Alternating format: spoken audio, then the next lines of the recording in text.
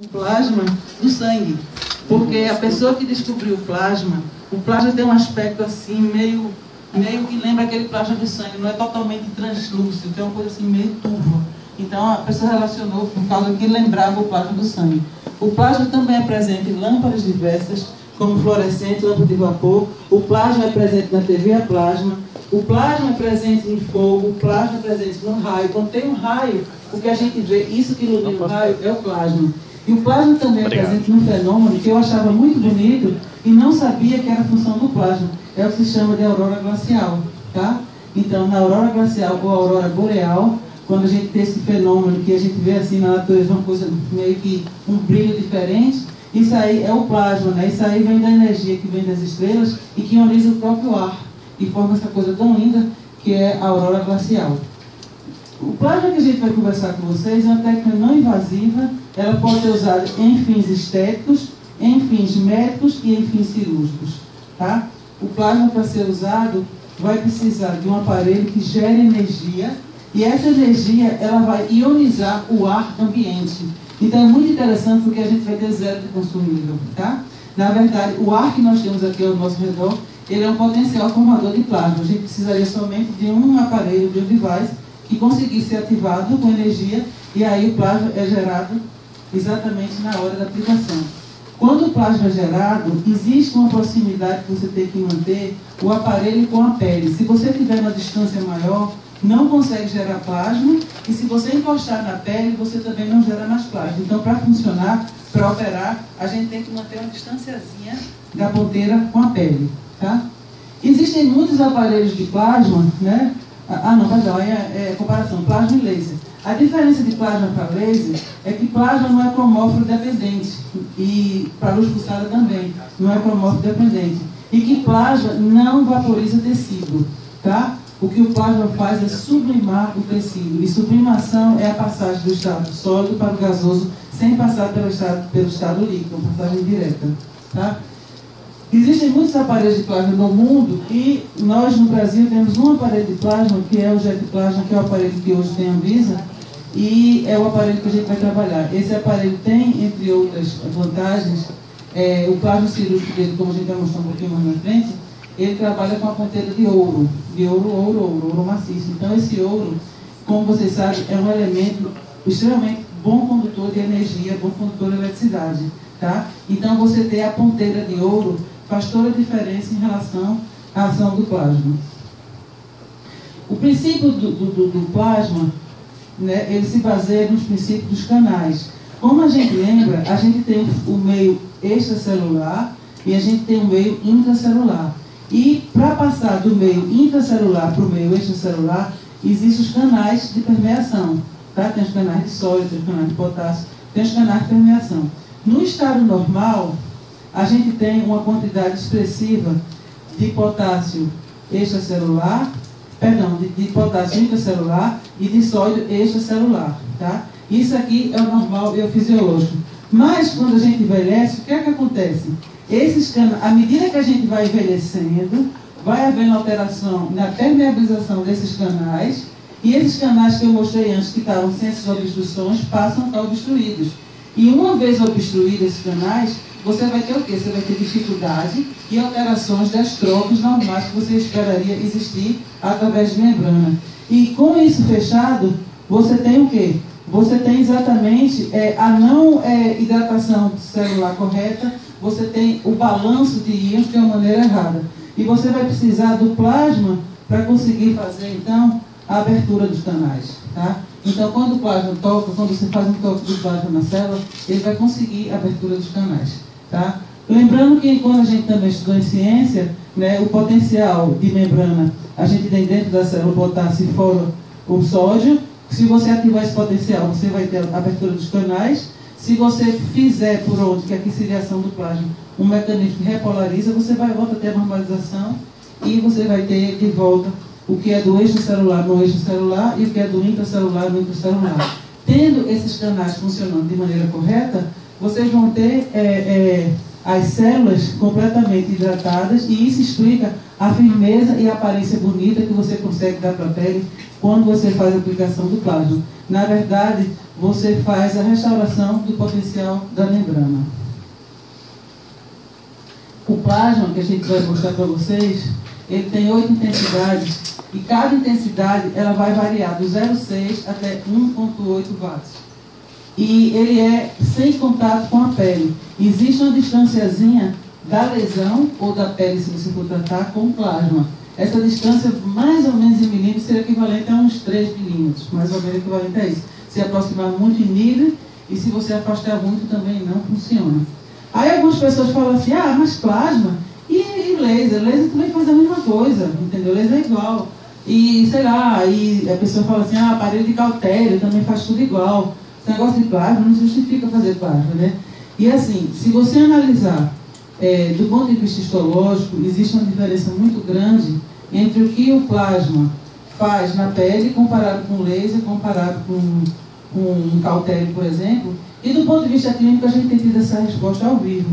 Eu tenho muita experiência com rejuvenescimento de região orbitária com fenol, acho que várias pessoas aqui sabem disso, e ele contrai bastante, tá? Ele contrai muito realmente, só que a gente tem um limite grande, que é um pós-operatório muito mais intenso, muito mais demorado. O pós-operatório que eu falo, da semana que você faz até aquela coxa sair, e o pós-operatório imediato. E o pós-operatório tardio, ele é também demorado no sentido de coloração. A hiperemia é muito mais intensa quando você vai trabalhar com fenol na pálpebra do que quando você trabalha com plasma. Idem com CO2.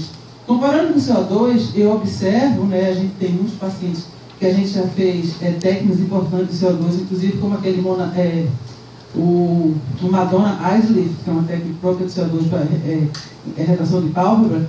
A gente não consegue uma retração tão expressiva quanto a gente consegue quando a gente trabalha com plasma, né?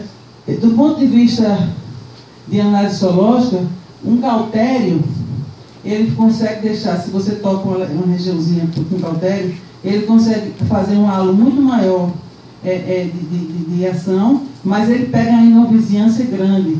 Esse halo maior aqui chega a ter 1,1 milímetro. Se você pega o laser de Erbil, que o feixe é mais fininho, você tem 0,3 milímetro.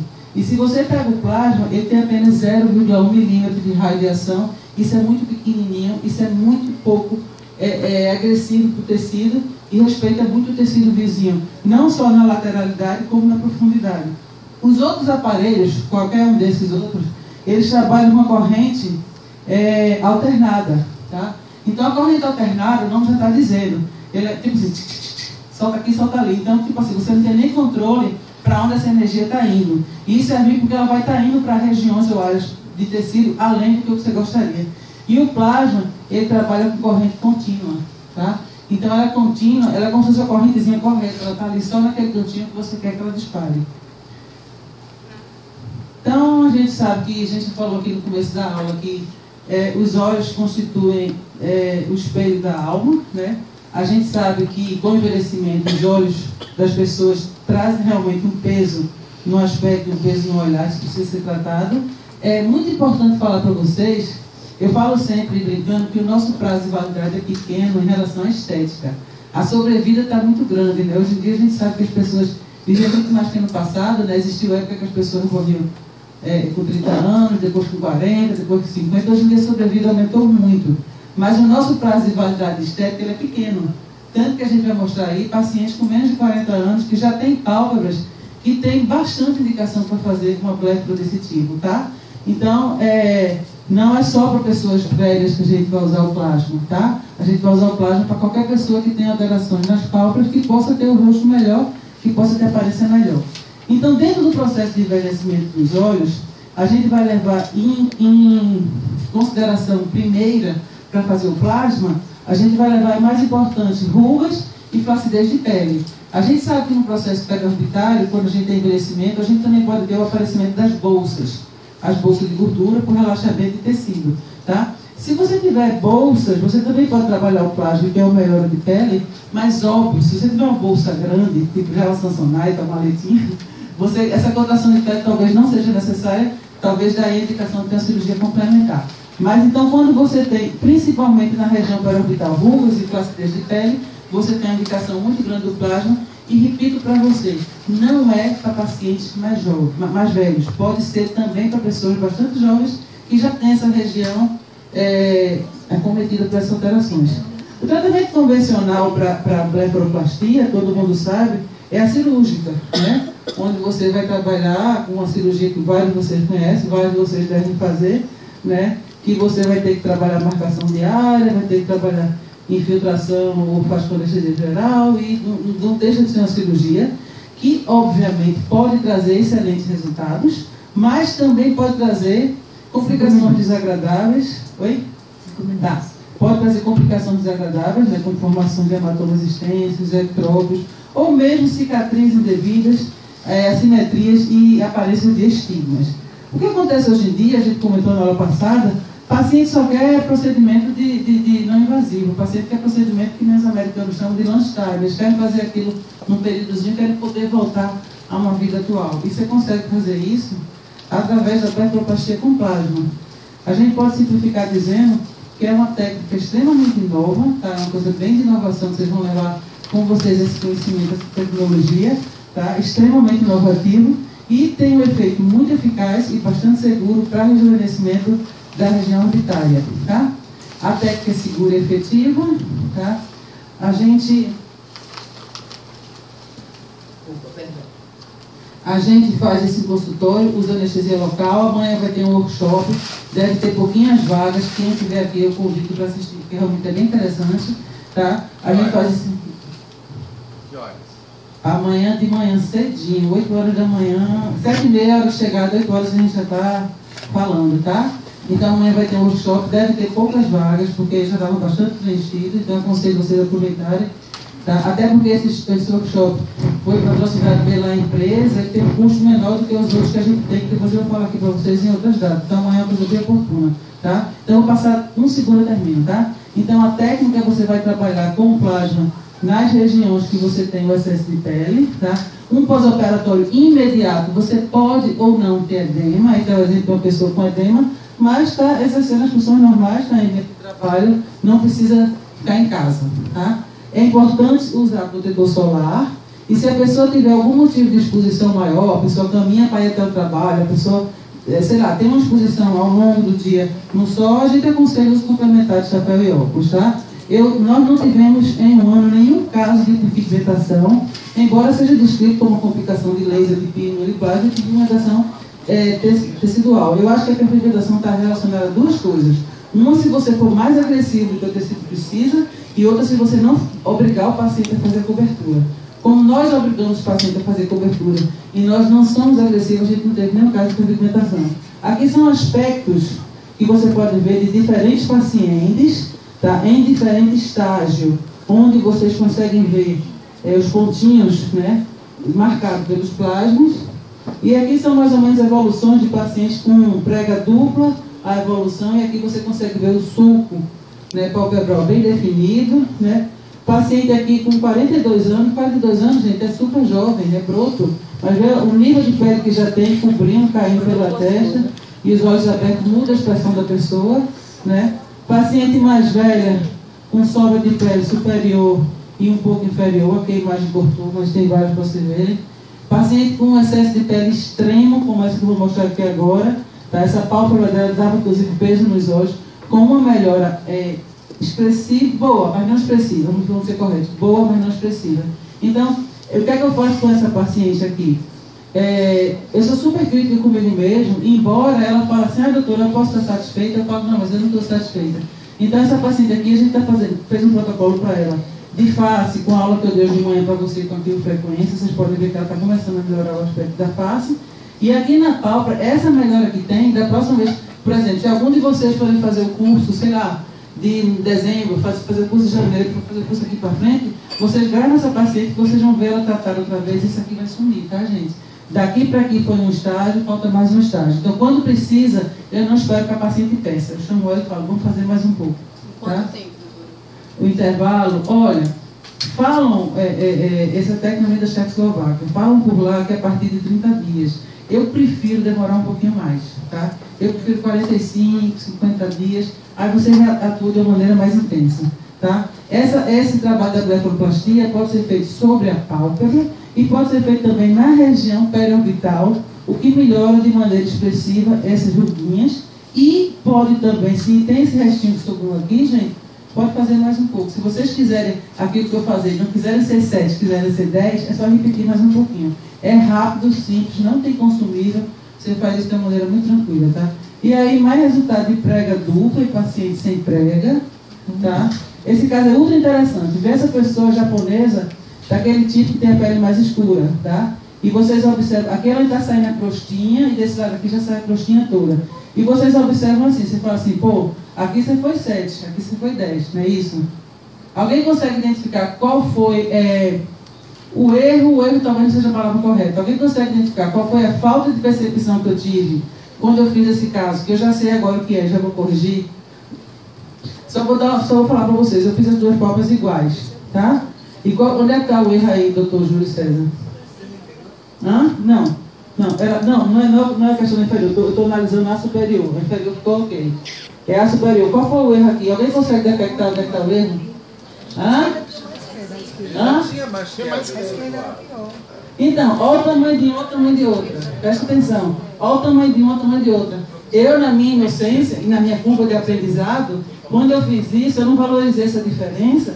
E aí eu tratei igual. E hoje o que é que fica já dica para vocês, para quando vocês fizerem, vocês já fazerem entrar no 10, não ficarem no 7. Tá? Aí você já diagnostica isso aqui no começo, e aí já trabalha com mais intensidade desse lado. Tá? Um lado está maior do que o outro. Pode então, fazer mais linhas? Você pode fazer mais juntinhos também, os pontinhos. Tá? Então, o paciente que mudou completamente a maneira dele de ser, a felicidade dele está tremenda, porque não tem mais essa pedrinha aqui. Que é um caso muito interessante. Pré-fenol, preste atenção. Pós-fenol. Se você olhar o geral da pele dela, melhorou, pessoal? Mas como eu falei para vocês, eu sou muito crítica comigo mesmo. Eu olhei para as pálpebras dela e não gostei. Por quê? Porque na pálpebra superior, ela ficava com um restinho de pele. Vocês estão percebendo? Aqui, ó. Aí se eu fosse fazer um fenol em cima do outro fenol, eu ia ser mega agressivo com essa paciente. Aí eu falei, vamos fazer plasma. A gente fez plasma. Ela está aqui no pós-operatório, isso aqui escurinho são as crostinhas, mas você vê que já na crostinha, essa pele aqui, ela já retraiu, já encolheu, tá? Paciente com blefaroplastia feita, com esse excesso de pele, esse excessozinho aqui já se formando, você vê um rejuvenescimento expressivo da região e a formação do sulco palpebral. Esse sulco aqui é importantíssimo em termos de estética, ele tem que aparecer, tá? Aqui outro caso super interessante. Paciente pré-fenol, isso paciente de 6 anos atrás, tá? 6, 7 anos. Paciente pré-fenol, paciente pós-fenol. Melhorou, né, pessoal? Ficou satisfeito. Aqui eu não fui 7, aqui eu fui 10. Aí me manda um WhatsApp, não sei se vocês conseguem ver daí, começando a fazer pelezinho dobrando aqui. Essa foto ela que me enviou. Aí a gente pegou e fez o plasma. Aqui vocês já observam esse suco completamente restaurado. E esse sucozinho aqui ainda precisando cumprir uma hidratação de pele. Outra coisa que é legal você esperar um pouco é porque a colagênese está se processando e a pele está encolhendo. Então você não deve fazer tão rápido. 40, 45, até 60 dias é melhor para você, tá? E aqui, já terminando o caso que a gente fez, fez o plasma periorbital, fez toxina, tá? Fizemos nessa paciente o plasma do rosto, que eu vou falar agora em um segundo, e depois fizemos mais um peeling médio, um peeling superficial, tá? Isso aqui eu vou passar rápido. Plasma pode ser usado também para lesões dermatológicas, tá? Pode ser usado de maneira estética para melhora de qualidade de pele, de pescoço, do colo e das mãos. Pode ser usado como um agente de drug delivery, tá? Esse plasma para isso não é aquele plasma da ponteira de ouro, é o plasma da ponteira de prata, que são os cônicos, e são esse aqui que é como se fosse uma plaquinha redonda, tá? Esse plasma ele pode ser aplicado de maneira pontuais ou em linhas. E após a aplicação do plasma, a gente costuma usar máscaras, tá? E o resultado realmente, vocês viram daquela última paciente, melhora muito a qualidade da pele, tá? Queria convidar, quem não está inscrito ainda hoje, tentar se inscrever. Esse curso é amanhã, às 8 horas, num lugar aqui que chama Hospital Batista. E quem não puder fazer amanhã, tem um workshop em São Paulo no dia 21 de 10, e tem um workshop no Rio de Janeiro no dia 9 de dezembro. E temos um workshop para quem está na região centro-oeste, que vai ser em Goiânia em janeiro já de 2018. Tá? Queria agradecer a atenção de vocês e queria realmente que vocês experimentassem o trabalho aqui.